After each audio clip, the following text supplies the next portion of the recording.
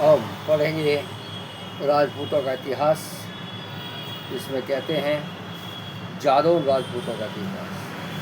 भगवान श्री कृष्ण जी महाराज के स्वर्गारोहण के बाद उनके प्रपौत्र ब्रजनाभ मथुरा के राजा बने। इन्हीं के नाम से मथुरा क्षेत्र को ब्रजमंडल कहा गया। उस समय इसका नाम सूरसेन नगरी था। इन्हीं को 84वीं पीढ़ी के बाद जयद्रपाल मथुरा के राजा हुए। इनके 8 बेटे हुए, जिनमें विजयपाल सबसे बड़े थे। विजयपाल इस वंश के प्रसिद्ध राजा हुए।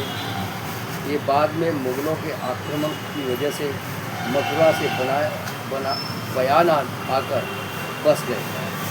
बयाना में विजयगढ़ किला इन्होंने ही बनवाया था। यह काल 1040 और 1045 का है। इनके 13 बेटे हुए, जिनमें तिमनपाल सबसे बड़े थे। राजा तिमनपाल ने सन 1073 में बयाना और हिंडौन से अलग लगभग 40 किलोमीटर दूर तिमनगढ़ किला बनवाया। राजा तिमनपाल के 10 बेटे हुए। इनके नाम धर्मपाल, कुंवरपाल, कीरतपाल, पवनपाल, मदनपाल, समेतपाल, मानदोपाल, पृथ्वीपाल, सोमीपाल और महीपाल थे। इनकी माता बघेजन हमीर राजा की बेटी थी। इनका एक दासी पुत्र भी था, जिसका नाम हरि या हरपाल था।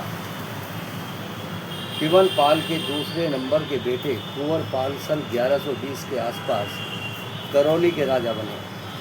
तीसरे बेटे कीरतपाल कीरतगढ़ में जाकर बसे। इसकी उनकी पत्नी रानी सुशोधनी से इन्हें 6 बेटे हुए।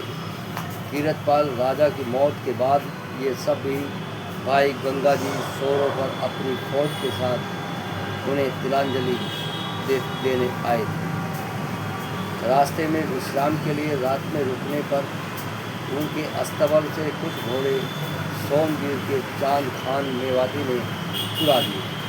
तिलांजलि देने के पश्चात जब ये सब वापस आए तो इनका चांद खान मेवाती के साथ भीषण संग्राम हुआ। इस संग्राम में 16,000 मेवाती मारे गए। कीरतपाल के बेटों ने यहाँ कब्जा कर सोना गांव बसाया। इसका वर्तमान नाम सोनामई है। यह जैसलमेर के पास है।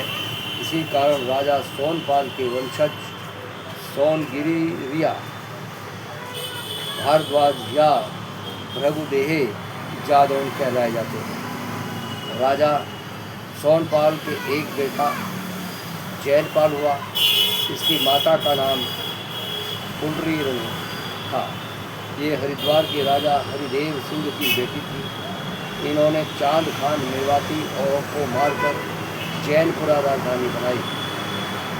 इसी प्रकार जैनपाल ने उमरगढ़ के उमर खान मेवाती को मारकर उमरगढ़ राजधानी हासिल की। यह काल था और उसके आसपास मेवातियों का शासन था। 3 किलो चाहिए बस। संवत 1170 के आसपास की है। जैनपाल के 3 रानियाँ थी। बड़ी रानी राठौर थी, जो राजा रामपुर के राजा की बेटी थी। इनके से 2 पुत्र हुए, पूरनपाल और बीजनपाल। दूसरी रानी गहलोतिन सैपहू के राजा की बेटी थी। इससे सोगीपाल और करणपाल हुए। तीसरी रानी कठेरिनी के से लोचनपाल हुआ और जैनपाल ने अपने राज्य का बंटवारा करके 5 पुत्रों को कर दिया। मोहम्मद गौरी ने बताया 100 रुपये की आराम से धीरे धीरे बयाना 200 ग्राम की है। और और भी कुछ है और भी आता है। धीरे धीरे 100 रुपये वाली एक बहुत होगी इसमें। हाँ एक बहुत है लेकिन उसमें क्या है ना, उसमें सिर्फ पानी नहीं मिलता, उसमें वही मिलेगा खाली। जब मोहम्मद गौरी ने सीमेंट लगा देगा बयाना और तिमनगढ़ पर आक्रमण किया तो जीवन पाल के वंशज पानी से काम चलाओगे उसमें खाली वही डालना पड़ेगा। उनमें से कुछ तो नेव और वो केमिकल है ना वो, अलवर केमिकल से यही मिक्स होगा बस, कुछ नहीं, पानी में नहीं होता है। सलवार जाट बनकर अपनी पहचान छुपाकर रहने लगी। इस क्षेत्र के जादौन राजपूत राजा महिपाल के बेटे मोरिंदपाल के वंशज हैं। राजा मोरिंदपाल महावर से कुंडा में जाकर बस गए और यहीं अपनी राजधानी बनाई। यह आजकल अलीगढ़ खैर इगलास तहसील का क्षेत्र है।